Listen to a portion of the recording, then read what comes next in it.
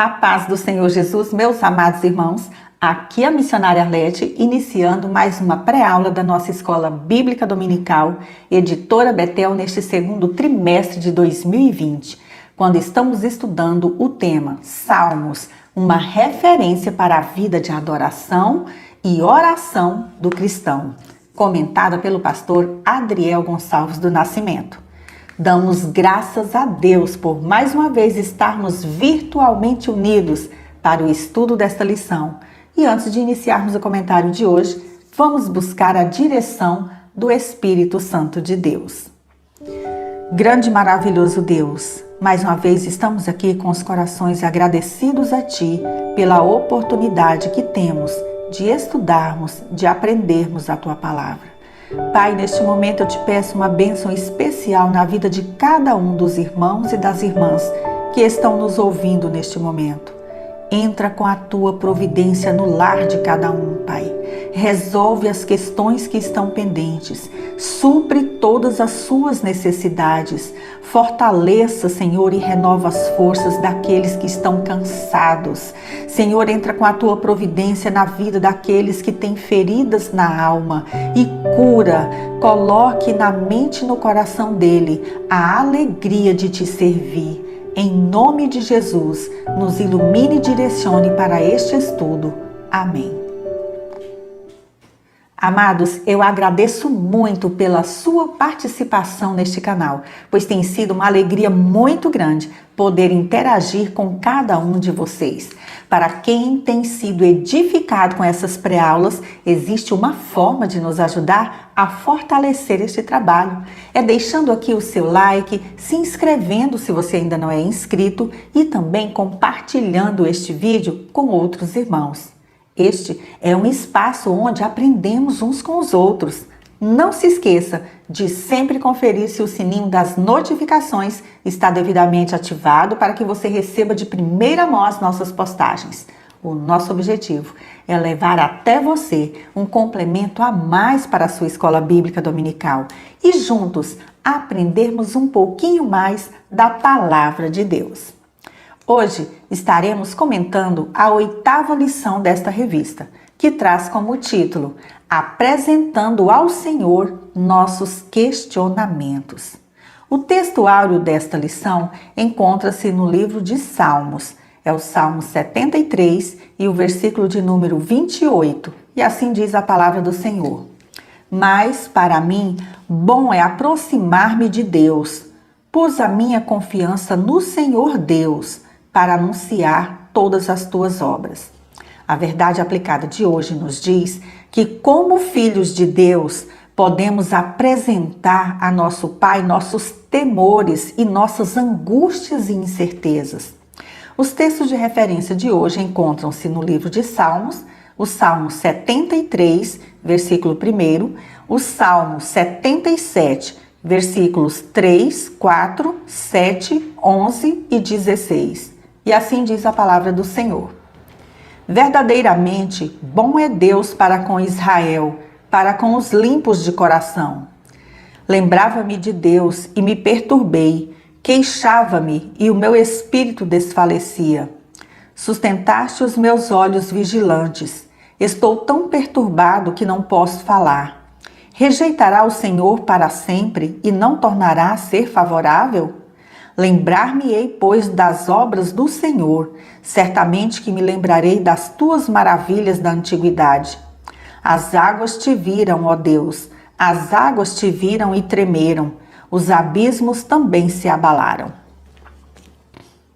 O primeiro objetivo desta lição é apresentar o conflito existencial de Asaf.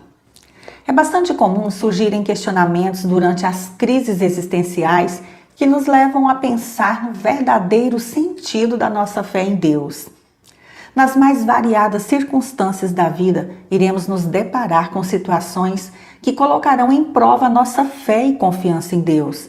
E inevitavelmente chegaremos às perguntas: por que eu, Senhor? Por que essas dores? Por que essa enfermidade? Por que tiraste de mim quem eu amava tanto?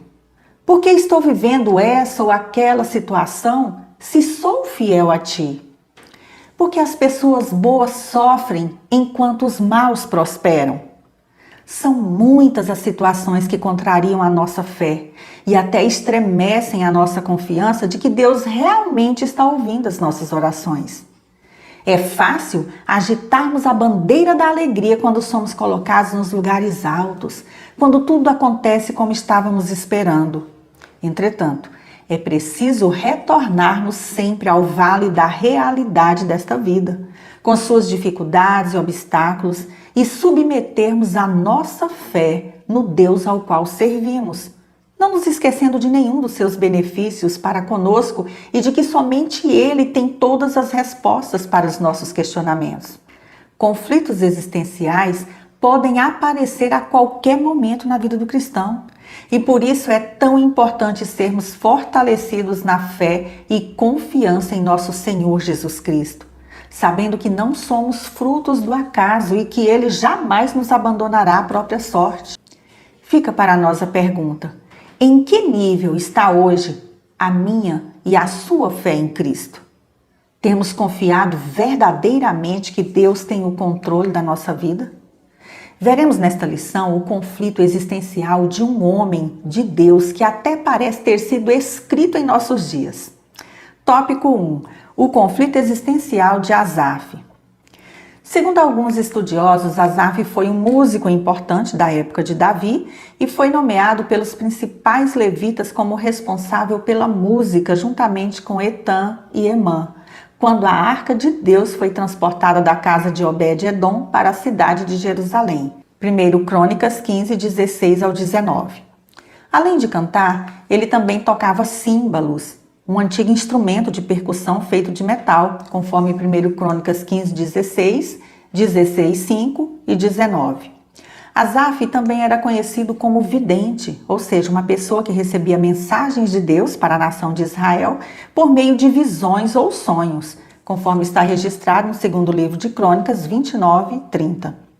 Os questionamentos do Salmo 73, atribuído a Asaf, há aproximadamente 3.000 anos, continuam atuais como nunca. É considerado um dos mais importantes textos da Bíblia sobre a dificuldade em entender as injustiças desta vida.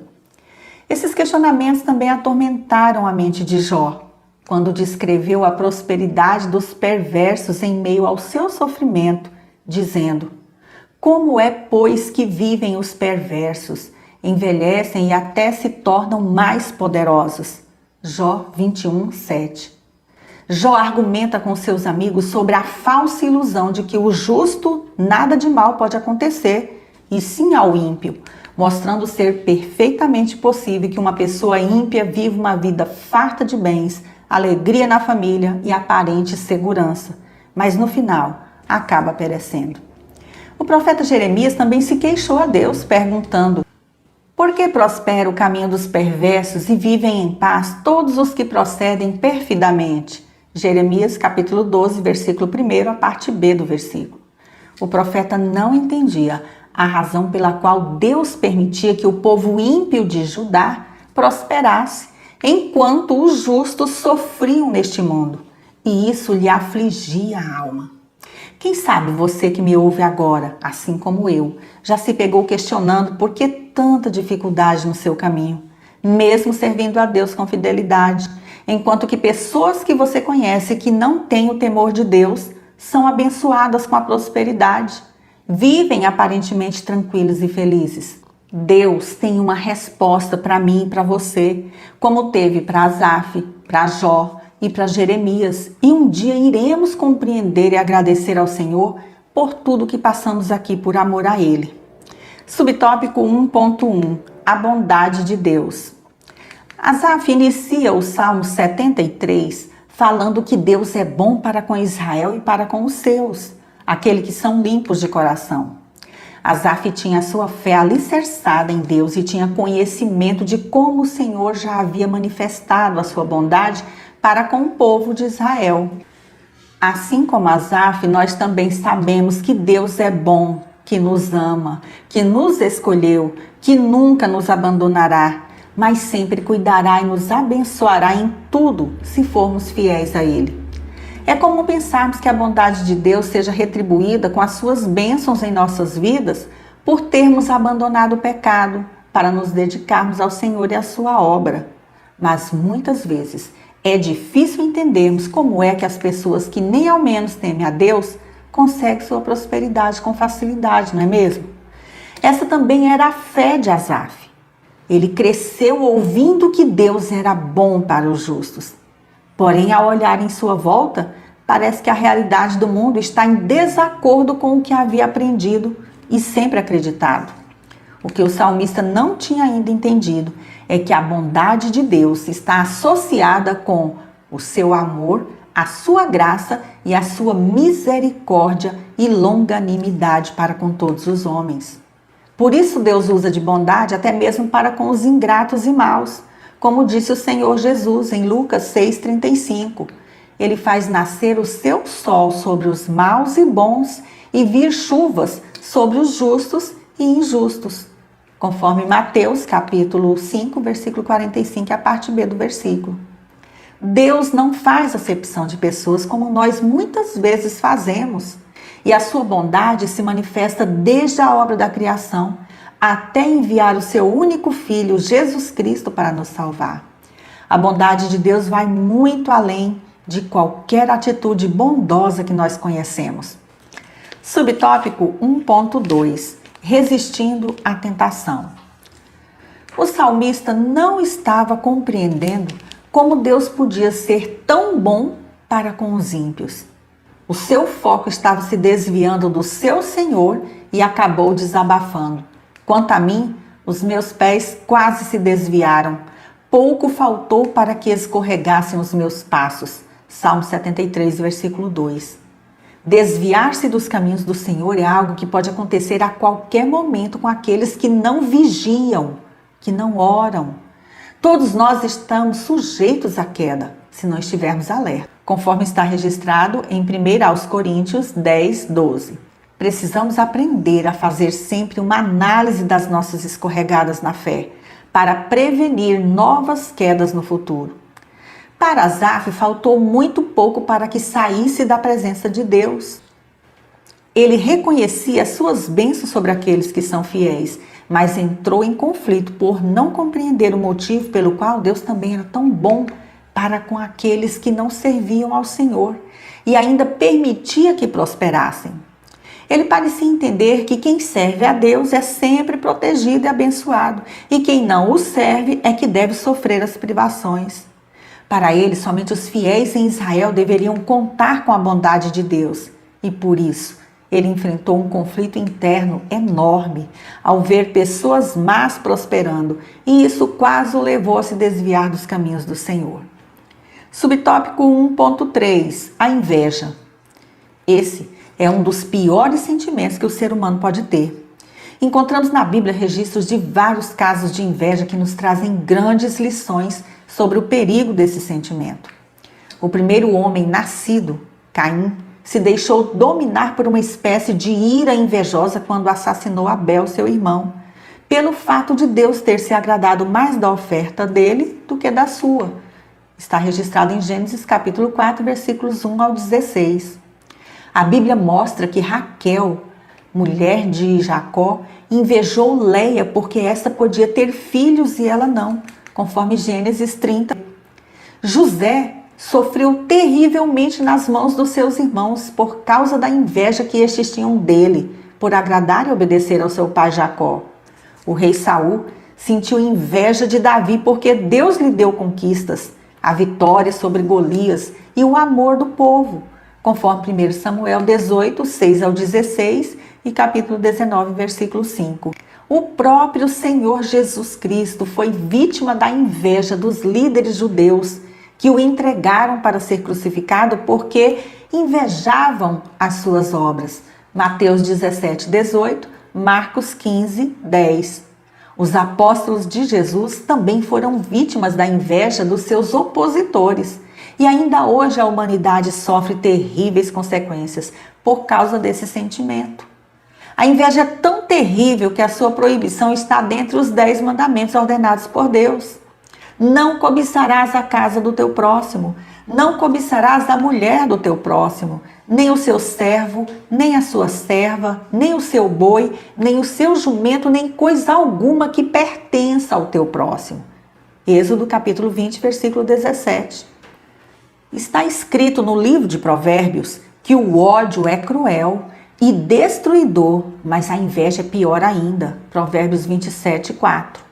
A inveja é o desejo que leva uma pessoa a querer ter exatamente aquilo que a outra pessoa tem ou conquistou na vida, ou mesmo ser o que a outra pessoa é. O salmista, apesar de ser temente a Deus, também teve, em um dado momento da sua vida, a experiência desse terrível sentimento, ficando desanimado ao comparar suas aflições com a evidente prosperidade e felicidade de pessoas ímpias, e escreveu: pois eu tinha inveja dos soberbos ao ver a prosperidade dos ímpios. Salmo 73, versículo 3. Isso continua acontecendo no mundo de hoje. A cada dia vemos pessoas inescrupulosas, corruptas, soberbas e sem temor de Deus prosperarem a olhos vistos. A todo momento temos notícias de políticos e outras pessoas que fazem farra com o dinheiro público. Roubam descaradamente, não se importando com as terríveis consequências dos seus atos, contanto que se enriqueça cada vez mais, ainda que ilicitamente. Por outro lado, quantos cristãos verdadeiros têm trabalhado honestamente, se esforçado muito para conseguir o sustento da sua família, sem, contudo, ver a prosperidade material? Situações como essas geraram conflitos na mente do salmista, mas Deus restaurou a sua confiança nele e nos seus caminhos, ao revelar o fim trágico dos ímpios e a verdadeira bênção dos justos. Salmo 73, versículos 16 ao 28. Não devemos sentir inveja dos ímpios e muito menos dos nossos irmãos em Cristo. Se considerarmos apenas a breve duração da nossa vida e nossa limitada perspectiva terrena e humana, iremos facilmente nos desanimar. Mas, por outro lado, se firmarmos a nossa fé no Senhor Jesus e nas suas maravilhosas promessas, na sua palavra, entenderemos e desejaremos ardentemente o futuro glorioso que Ele tem para os seus. Portanto, sejamos cheios do Espírito Santo de Deus e do conhecimento da sua palavra para não darmos lugar à inveja e nem às demais obras da carne, conforme está escrito em Gálatas, capítulo 5, versículo 16 ao 21. Se esse sentimento tem rondado o seu coração, atente para o conselho da palavra de Deus, porque onde há inveja e espírito faccioso, aí há perturbação e toda obra perversa. Tiago 3,16. O segundo objetivo desta lição é ensinar como vencer o sentimento de inveja. Tópico 2. Vencendo o sentimento de inveja. Em algum momento da sua vida, você já se viu questionando: vale a pena ser um crente fiel a Deus? Vale a pena se dedicar ao Senhor e à sua obra? Vejamos o questionamento de Asaf. Com efeito, inutilmente conservei puro o coração e lavei as mãos na inocência, pois de contínuo sou afligido e cada manhã castigado. Salmo 73, versículos 13 e 14. Asaf começou a duvidar se a sua vida piedosa valeria a pena. Sempre houve a crença de que a riqueza era a bênção de Deus sobre os justos. E o salmista se via numa situação de aperto, de aflição, bem diferente das pessoas que ele observava e que não temiam a Deus.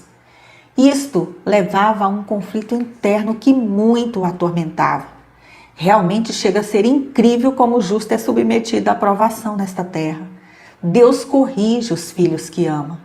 Em compensação, nos aguarda uma coroa incorruptível que sequer pode ser comparada às passageiras riquezas terrenas, às quais os ímpios têm acesso nesta terra. O comentarista aborda neste tópico um assunto bem interessante, quando diz: uns questionam o valor da santificação, outros querem usá-la como moeda de troca. Exigem que Deus os abençoe em decorrência de um determinado padrão de conduta ou prática de alguns sacrifícios. É bom entendermos de uma vez por todas que Deus não tem obrigação nenhuma de nos abençoar com tudo o que nós queremos e pedimos. Tudo o que Ele nos dá é por causa do seu imenso amor, graça e misericórdia por cada um de nós, e não porque somos melhores do que os outros e merecemos. Tudo aquilo que do Senhor recebemos, inclusive a nossa salvação, é pela sua graça e bondade. Mas Asaf logo percebeu que estava errado e seguiu alguns passos para vencer a inveja que sentia. Subtópico 2.1. Entrou no santuário. Os versículos 16 e 17 do Salmo 73 nos mostram que enquanto Asaf estava tentando agir com autossuficiência, com seu próprio entendimento, sem a ajuda do Espírito Santo, não conseguia compreender os motivos da prosperidade dos ímpios, que tanto lhe afligiam. Mas quando se voltou para Deus e para a sua palavra, se lhe abriu o entendimento com relação aos dilemas dessa vida. Sobre o salmista entrar no santuário, o comentário bíblico Matthew Henry diz que, abre aspas, ele dedicou-se às suas devoções, meditou sobre os atributos de Deus e sobre as coisas reveladas que dizem respeito a nós e aos nossos filhos. Ele consultou as Sagradas Escrituras e a opinião dos sacerdotes que frequentavam o santuário. Ele orou a Deus pedindo que lhe esclarecesse esta questão e o ajudasse nesta dificuldade, até que, por fim, ele compreendeu o fim miserável dos ímpios, o qual, segundo a visão que ele teve, é tão triste que mesmo no auge da sua prosperidade seria melhor termos piedade deles do que inveja. Fecha aspas. Uma importante lição podemos aprender com a experiência do salmista nestes versículos. O santuário de Deus é o refúgio para a alma tentada. Uma vida de oração, leitura e estudo da palavra de Deus, bem como a participação nos cultos de ensino, escola bíblica dominical, nos faz conhecer as verdades de Deus e nos livra da inveja e tantos outros sentimentos destrutivos. A presença do Senhor Jesus na vida do cristão é a maior riqueza deste mundo, como está escrito, que aproveita ao homem ganhar o mundo inteiro e perder a sua alma. Marcos 8:36. Subtópico 2.2. Permitiu ser restaurado por Deus. Quantos homens e mulheres de Deus já viveram momentos em que fraquejaram na fé, questionaram se valia a pena uma vida de santidade ao Senhor e viram esfriar o seu primeiro amor? Muitos têm passado por essa experiência por terem pecado, porém outros por causa de frustrações e desilusões que levaram à descrença e desesperança. Existem homens e mulheres com a vida espiritual em ruínas, simplesmente porque suas expectativas sobre a obra do Senhor não se concretizaram. É tempo de despertarmos e buscarmos a restauração de Deus para a nossa vida. Se o problema é com o pecado, façamos como fez Davi, que só encontrou alívio para a sua alma ao confessar os seus pecados e deixá-los. Se o problema for o desânimo, o cansaço, a decepção e a fraqueza espiritual, a solução é aceitar o convite do Senhor Jesus. Vinde a mim todos os que estáis cansados e sobrecarregados, e eu vos aliviarei. Mateus 11:28. Deus está pronto para nos restaurar sempre que precisarmos, mas para isso é necessário que tenhamos a atitude de irmos até Ele, de buscarmos a sua presença. Subtópico 2.3. A prosperidade dos ímpios é temporária. Após entrar no santuário, ou seja, buscar a presença de Deus, Asaf compreendeu o fim dos ímpios. Tu certamente os pões em lugares escorregadios e os fazes cair na destruição. Salmo 73:18. Sobre esse versículo, lemos no comentário Beacon que o salmista viu que, abre aspas, o Senhor não acerta imediatamente as contas com todos.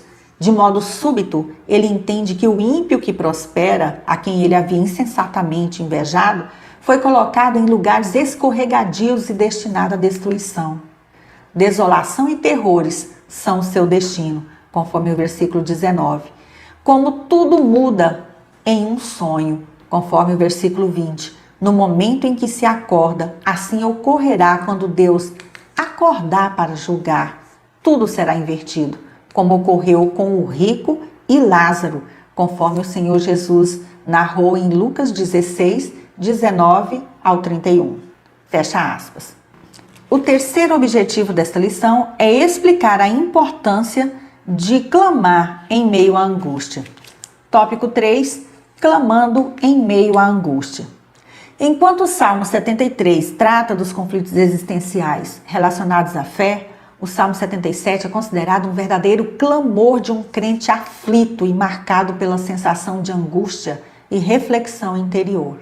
Quando compôs o Salmo 77, Asaf estava tão angustiado ao ponto de não conseguir dormir à noite, mas conseguia afirmar sua confiança em Deus nos momentos mais difíceis da sua vida. Não temos explicação sobre a circunstância quando ele escreveu o Salmo, mas percebemos com clareza que ele estava sofrendo e tinha vívida na memória a grandeza do seu Deus que cuidava do seu povo. Na primeira parte do Salmo 77, versículos 1 ao 9, o autor descreve sua profunda tristeza e dificuldade em compreender o motivo do seu sofrimento. Na segunda parte, versículos 10 ao 20, o foco está em Deus como poderoso Salvador do seu povo. Subtópico 3.1, Grito do aflito. O Salmo 77 inicia com um clamor. Elevo a Deus a minha voz e clamo. Elevo a Deus a minha voz para que me atenda. No dia da minha angústia procuro o Senhor. Erguem-se as minhas mãos durante a noite e não se cansam. A minha alma recusa consolar-se. Salmo 77, versículos 1 e 2. Não sabemos o motivo que angustiava a alma do salmista, mas percebemos que grande era a sua aflição, ao ponto de fazê-lo perder o sono à noite e levantar as mãos e a voz em clamor a Deus. Ele gemia, se lamentava, derramava sua alma perante o Senhor, como tantas vezes nós fazemos ao sermos atribulados. O salmista sentia tanta aflição que se recusava a ser consolado por alguém. Ele passava por aquele tipo de provação em que ninguém tem uma palavra certa para consolar. Todos nós estamos sujeitos à angústia, principalmente nesses últimos dias, e isso pode causar dores e sofrimentos na alma. Apesar do sofrimento, Asaf fez a coisa mais certa a se fazer quando nós estamos angustiados. Ele clamou ao Senhor, o único capaz de entender o que se passava na sua alma e que poderia lhe socorrer. A quem você tem contado sobre as dores da sua alma, sobre as suas preocupações, sobre os seus sofrimentos e angústias? Em momentos assim devemos fazer como o salmista e clamar a Deus confiando que Ele nos ouve e é poderoso para nos livrar. Clamar é diferente de só orar, mas é suplicar, implorar, manifestar necessidade de algo, gritar ou falar em voz alta. A palavra do Senhor diz: clama a mim e responder-te-ei, anunciar-te-ei coisas grandes e firmes que não sabes. Jeremias 33, 3. O Senhor nos manda invocar o seu nome nos momentos de angústia, como está escrito. Ele me invocará e eu lhe responderei. Na sua angústia eu estarei com ele, livrá-lo-ei e o glorificarei. Saciá-lo-ei com longevidade e lhe mostrarei a minha salvação. Salmo 91, versículos 15 e 16. Quando clamamos a Deus em oração, Ele nos responde. Jamais Ele abandona os seus servos quando estão com o coração aflito, com a alma angustiada, quebrantada, e o buscam em oração. Eu tenho esse testemunho e sei que você, com certeza, já teve muitas orações respondidas por Deus. Portanto, se temos o conhecimento do poder de Deus, não vamos ficar olhando para o tamanho das dificuldades que nos sobrevêm ultimamente, mas vamos olhar para o tamanho do nosso Deus e do seu poder para nos livrar e sarar a nossa terra. Subtópico 3.2, os sintomas da aflição. O comentarista destaca neste subtópico 3 sintomas básicos sofridos por Asaf na sua angústia. Primeiro, ele não queria ser consolado. Existem horas em que a nossa dor é tão profunda que não queremos ouvir as palavras de ninguém. Nada pode consolar quando o coração está ferido, angustiado. Segundo sintoma, a ausência de palavras. Ele não conseguia expressar a sua dor como muitas pessoas que conhecemos também não conseguem e ficam sofrendo em silêncio. o que aumenta ainda mais a sua angústia. Quantas vezes nós nos ajoelhamos para orar e somente choramos porque as palavras não vêm, tamanha é a nossa aflição.